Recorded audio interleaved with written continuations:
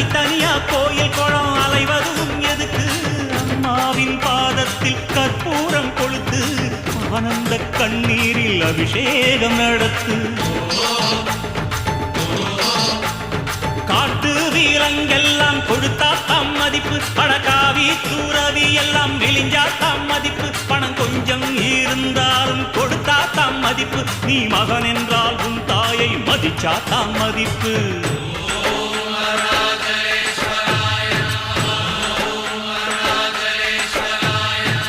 தனக்கென வாழ்பவன் இருக்கையில் இறக்கிறான், பிறக்கென வாழ்ந்தவன் இறந்துமே இருக்கிறான்.